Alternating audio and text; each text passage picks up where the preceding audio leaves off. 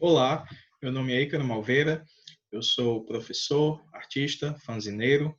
Estou aqui também representando o professor João Vilney de Oliveira Filho, o meu orientador durante o período do mestrado, e também autor desse trabalho, desse artigo. Estamos aqui também pelo nosso grupo de pesquisa, de estudo e de criação em artes, o Laboratório de Investigação em Corpo, Comunicação e Arte, o LICA. Esse trabalho ele tem como objetivo mostrar um relato de experiência que se relaciona com a investigação do processo de criação de um fanzine chamado Lino Fragmentos de uma Existência Simples. Eu faço fanzine desde 2013 e entendo os zines como revistas, publicações artesanais, autorais, independentes, e que abarcam uma grande quantidade de formatos e temáticas. O Lino ele foi produzido durante 2017 e 2018 e está inserido em um contexto de início do meu percurso no programa de pós-graduação em artes da UFC, um momento em que eu estava muito interessado em estudar as interlocuções possíveis entre o processo de criação de fanzines e o espaço da cidade. O Lino é um fanzine de quadrinhos e apresenta justamente esse personagem muito comum, muito prosaico.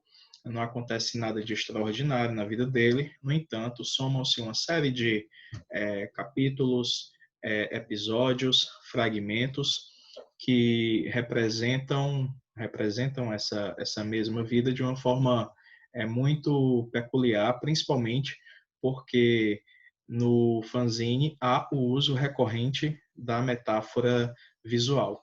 Para falar um pouco sobre o surgimento do Lino, tenho que recorrer a esse meu interesse em especial pelos quadrinhos e arte sequencial e pelos livros ilustrados. Durante as leituras, eu encontrei o Shaun Tan, um ilustrador e desenhista australiano que escreveu um livro chamado Contos dos Subúrbios.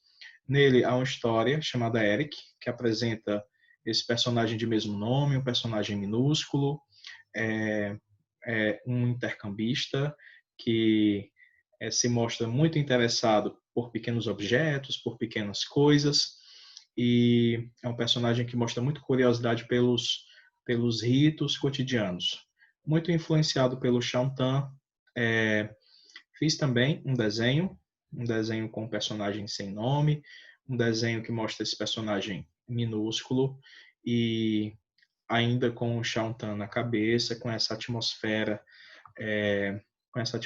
do autor. Outros desenhos vieram e eu comecei a pensar esses desenhos de uma forma conjunta. Pensei como poderia amarrar, costurar esses desenhos de modo que eles pertencessem a uma mesma história e girassem em torno de um mesmo personagem, aí então o Lino. Esses desenhos que começaram a se organizar deram margem para o planejamento também de alguns capítulos pequenos, alguns capítulos curtos. Esse exemplo mostra, inclusive, a quadrinização bastante simples das páginas, em que nós temos 2 requadros, às vezes um requadro, às vezes um requadro maior e um menor, várias configurações possíveis, mas sempre com um layout bastante simples. Aqui alguns arquivos de processo que mostram formas de organização dessa história, dessa narrativa, em seus vários episódios e capítulos. São mais simples do que thumbnails, mas nos dá uma dimensão de como no início, né, a primeira imagem, tem uma determinada quantidade de capítulos e essa organização nos dá uma noção de como o projeto ele aumentou à medida que foi incorporando novas ideias e incorporando novos capítulos que vieram a preencher essa narrativa. Nos arquivos seguintes, os capítulos já ganham nome e existem pequenas miniaturas para representar os desenhos que já foram feitos, aqueles que estão por fazer, e Enfim, é um arquivo que mostra um pouco dessa organização.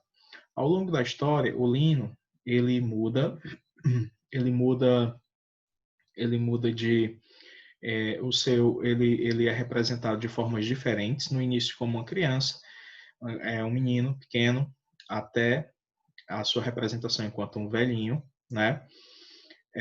A maioria dos episódios está centrada nesse período da vida em que o personagem está saindo da adolescência para a idade adulta, e nesse período ele passa por vários conflitos amorosos, familiares, imagens poéticas que remetem ao amor, à angústia, à solidão, à saudade, à esperança. Então, ao longo do fanzine, ao longo da narrativa, ao longo desses fragmentos, o personagem ele vai se transformando, ele vai mudando, ele vai amadurecendo. Não só o Shantan foi utilizado como uma referência, uma inspiração para o fanzine. Aqui eu trago também o Marc Chagall. O Marc Chagall se utilizava muito de metáforas visuais, algo que a gente pode ver de uma forma mais direta, uma vez que a metáfora da flutuação ela representa estados emocionais como felicidade e êxtase. As metáforas visuais elas aparecem em diferentes situações, em diferentes relações no fanzine inteiro, e à medida que esses capítulos, que esses desenhos foram sendo concluídos e esse momento da produção que diz respeito ao desenho propriamente dito foi sendo concluído, começou-se a se pensar em um projeto gráfico da edição, um projeto gráfico do fanzine, como ele pareceria, que folhas seriam utilizadas, como é que ele seria montado.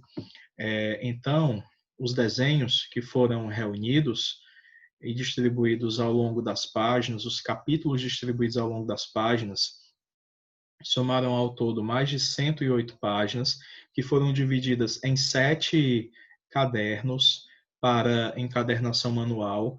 Dentre os estilos de encadernação, aquele que foi escolhido foi o estilo Copta, um pouco mais complexo, mas que traz um filamento decorativo, ornamental, na lombada do fanzine de certo modo, enfatiza esse feitio artesanal da edição do autor. Passado por essa etapa, outro momento que diz respeito também ao aspecto gráfico é a criação da capa, do projeto de capa. Vários papéis foram experimentados e combinados por meio da colagem, o papel Paraná, o papel Pequim, o papel Color 7, papéis variados como papel de envelope, papel de caderno pautado. Então, essas combinações, várias combinações foram feitas, inclusive de títulos impressos, de títulos escritos à mão, imagens de capa com carimbo, imagens impressas, para se chegar a um resultado final, a um resultado definitivo de como ficaria essa capa.